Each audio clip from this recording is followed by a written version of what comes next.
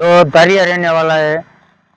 साथ में आपको इधर छोटा वाला एमर भी मिल जाएगा, देख सकते हैं। वाला छोटा वाला कुल्हाड़ी रहने वाला है, देख सकते हैं। वाला 600 जीएस में मिलने वाला है, कुल्हाड़ी रहने वाला है। साथ में प्लास हो गया, ये बॉक्स पैक माल मिलने वाला है आपको प्लास में, देख सकते हैं। वाला और ये वाला देख सकते हैं लूज माल रहने वाला है।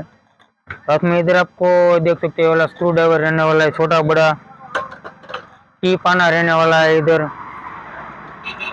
और ये वाला टॉमी रहने वाला है, रेचर रहने वाला है, रिवर्स फॉरवर्ड दोनों में यूज होने वाला है, रेचर रहने वाला है। ये वाला कटर हो गया, देख सकते हो। वाला सब स्क्रू ड्राइवर वगैरह रहने वाला है इधर। ये पाइप पाना हो गया, मेड इन यूएसए का पाइप पाना रहने वाला है। ये वाला देख सकते हो, देख सकते हो। ये ड्यूटी में अलग अलग साइज में आपको इधर माल देखने को मिल जाएगा। अगर मैं आपको दोस्तों अगर डिटेल में दिखाने बैठूंगा तो टाइम हो जाएगा वीडियो का ज्यादा, तो अब सीधा शॉर्ट में जाकर ही आप देख लेना कि कौन सा आइटम रहेगा इधर।